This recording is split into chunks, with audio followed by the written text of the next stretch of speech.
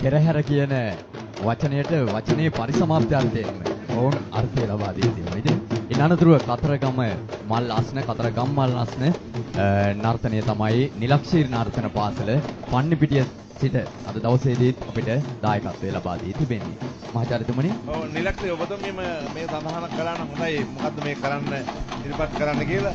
ඔව් මේ කතරගම මල් අස්න මාතර බෙන්තර සහ රයිගම යන ශෛලීන් ත්‍රිත්වයෙන්ම තමයි ඉදිරිපත් කරන්නේ. මෙහිදී බෙන්තර ශෛලියත් මාතර ශෛලියත් නර්තනයෙන් අනතුරු ඔවුන් ඉතාමත් විචිත්‍රව රයිගම් ශෛලියෙන් රංගරටාව මවමින් තමයි මේ ගමන් කරන්නේ.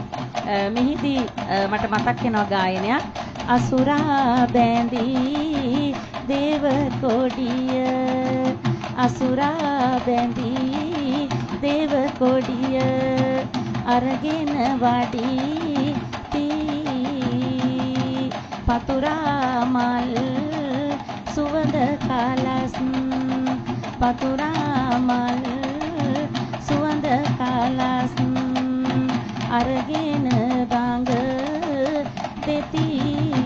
ඒ වගේම බෙන්තර ශෛලියෙන් ගැන අපි කිව්වොත් අපේ කතරගම දෙවිඳුන් පිළිබඳ මෙන්න මෙහෙම කවි කියවෙනවා.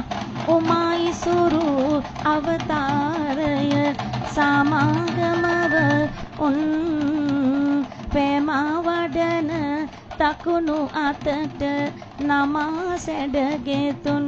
ඔන්න ඔවැනි ගායනා ඉදිරිපත් කරන රංගනයක්. ඉතින් අපේ නර්තනය අපේ ඉදිරියේ තවත් දිස්වෙද්දී අපි සිහිපත් කරනවා පෙරහැර සංවිධායක මණ්ඩලය.